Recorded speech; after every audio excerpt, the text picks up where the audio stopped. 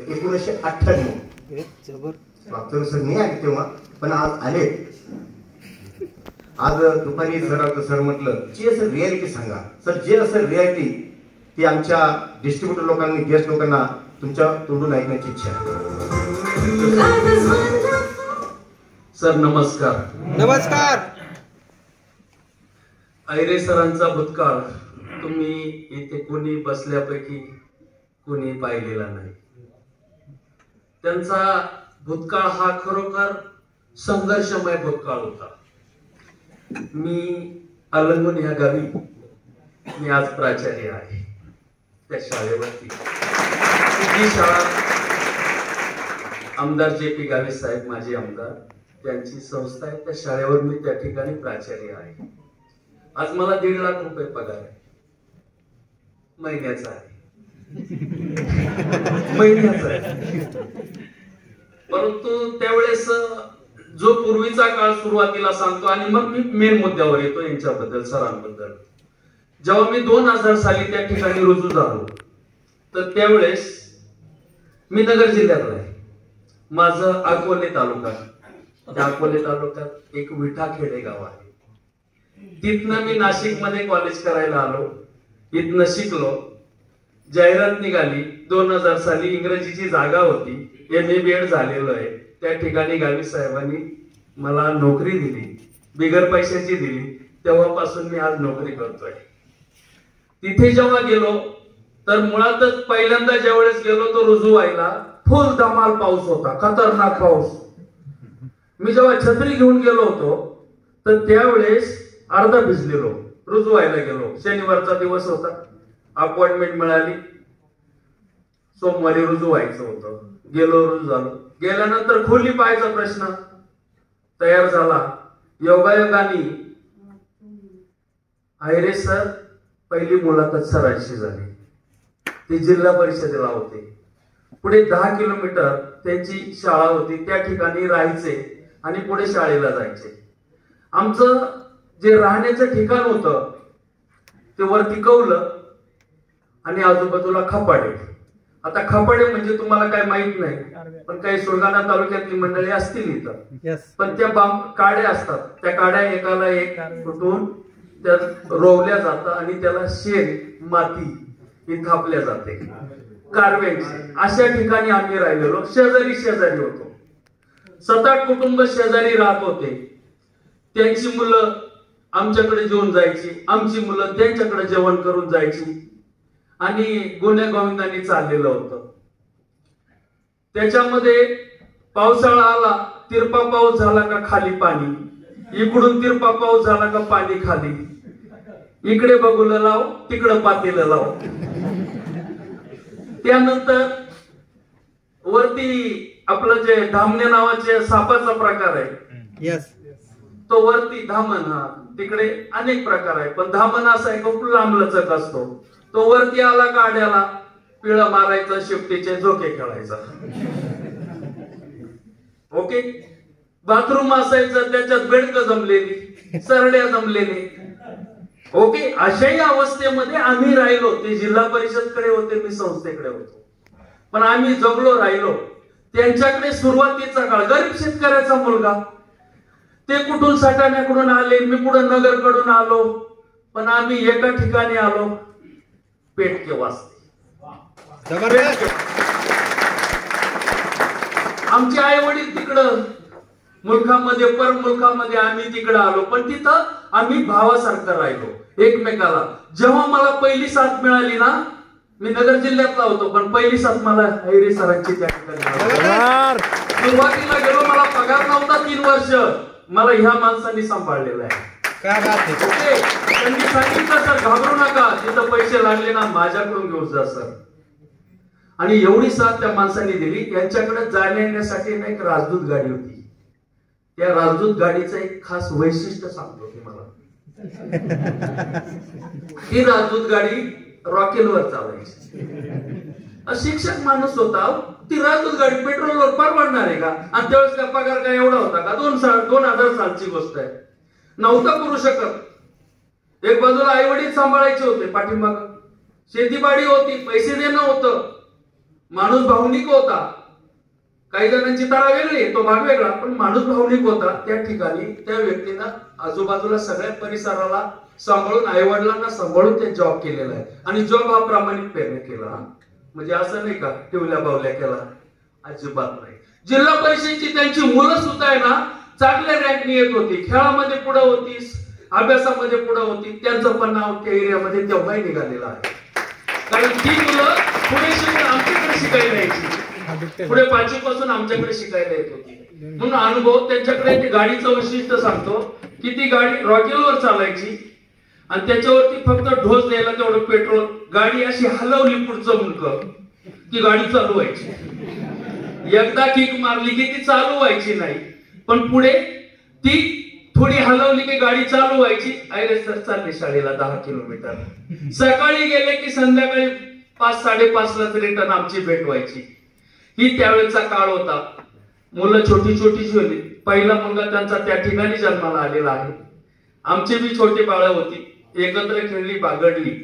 परंतु त्या व्यक्तीचं जे त्या ठिकाणची जी परिस्थिती होती, अतिशय गरिबीची परिस्थिती होती. आता त्यावेळेचा काळ बघितला. मध्यंतरी एकदा आमचं जवळ सांगतो 22 वर्ष झाले आम्ही भेटलेलो नाही. पण एकदा तिथून जेव्हा निघाले ना 2001 साली, मला फक्त सांगितलं होतं, वागचौरे सर चला माझ्या बरोबर, एक ऑपॉर्च्युनिटी आहे. म्हटलं सर मिळाली नव्हती, मिळाली कशी तरी, नोकरी करू द्या मला सर. अहो सर चला म्हणे, ऑपॉर्च्युनिटी, जबरदस्त ऑपॉर्च्युनिटी. मी त्यांना नाही सांगितलं. म्हटलं सर मला नाही यायचं, तुम्ही बघा. गेल्यानंतर त्यांनी चटके खाल्ले, संघर्ष केला, नाही का, तो त्यांचा भूतकाळ होता.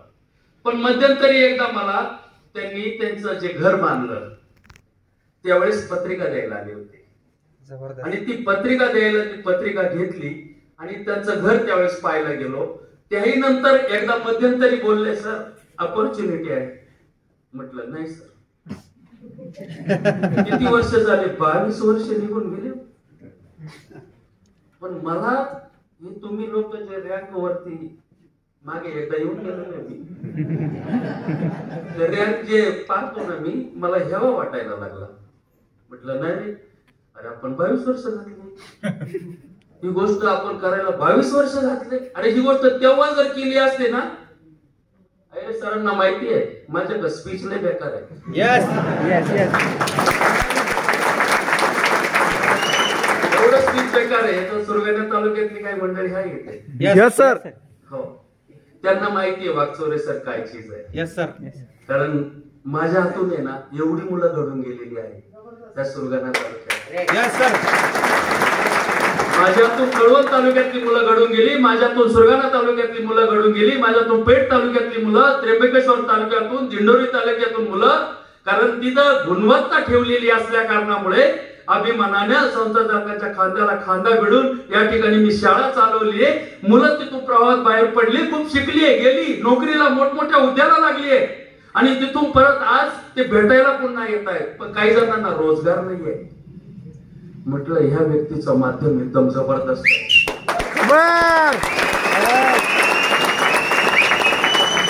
आपल्याकडे मोठमोठी नावं घेता येईल, धीरूभाई अंबानी, अजून कोणकोणती नावं सांगा जरा.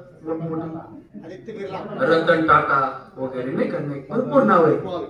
अरे मी म्हणतो हा शेतकऱ्याचा आपल्या ह्या एरियातला आहे ना रतन टाटा या.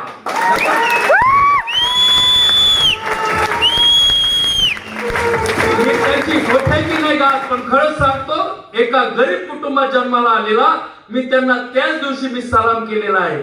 आणि आज या ठिकाणी मी इथे येण्या अगोदर मी त्यांच्या घरी जाऊन आलो. जबरदस्त. मी पाहिलेला भूतकाळ प्रत्यक्षात अनुभवलाय त्यांच्या सोबत. पण आज 22 वर्षानंतर मी त्यांच्या घरी गेलो. मी आज त्यांचा वर्तमान बघितला. जेव्हा मी वर्तमान बघून बाहेर फिरत होतो, म्हटलं सरांना किती वेळा सॅल्यूट करू मी यार. जबरदस्त. माझ्या नोकरीवर नाही कमवू शकलो आहे, माझ्याकडे फ्लॅट आहे, छोटी मोठी गाडी आहे वगैरे, पण म्हटलं पाहिजे. अरे ते जे पाहिल्यानंतर माझ्या जरा क्लिक व्हायला लागली. इकडे आलो सर बघा आमचा सेमिनार आहे म्हणे, बघा येता आलं तर या.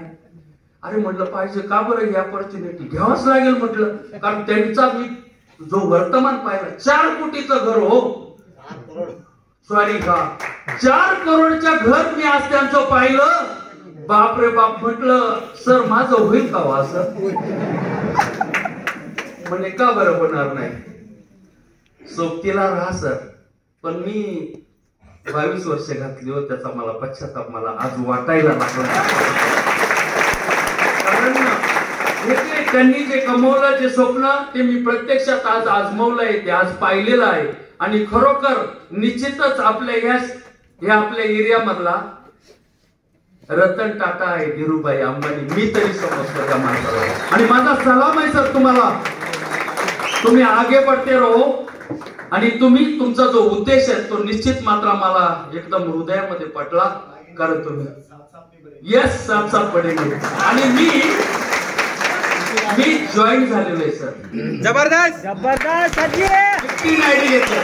जबरदस्त. ओके 3 आयडी घेतल्या. आता ह्या 3 आयडी मी पेरायला कशी सुरुवात करतो बघा, कारण विचार कसा झालेला आहे. हे 3 आयडी घेऊन मी नगर जिल्ह्यामध्ये अकोले तालुक्याकडे भिडणार आहे, कळवण तालुक्याकडे भिडणार आहे आणि सुरगाणा तालुक्यामध्ये भिडणार आहे सर. फक्त साथ तुमची राहू द्या, निश्चितच आपले ना बघा पुढे जात. आणि मलाही स्वप्न बघायचं सर, तुमचं 4 करोड सारखं मलाही घर बांधायचं, मलाही I can do it. Why not? I can do it. Yes, but we can do it. Yes. सुरुवातीला सांगितलं I can do it. Now we can do it. आणि प्रत्येक मनुष्याने मनात ध्यानात ठेवायचं, impossible word is not in my dictionary. Yes, everything is possible. Nothing is impossible. आणि हे उदाहरण फक्त या माणसाच्या रूपाने मी तुम्हाला बोलतोय. Everything is possible, nothing is impossible. अरे सर तुम्हाला मी सलाम करतो. आणि निश्चितच आपण सोबत राहून पुन्हा एकदा काम करूया. आणि ज्यांना रोजगार नाही त्यांना रोजगार तुमच्या माध्यमातून देऊया, एवढा सलाम या ठिकाणी तुम्हाला देतो. शब्दांना पूर्ण विराम देतो सर.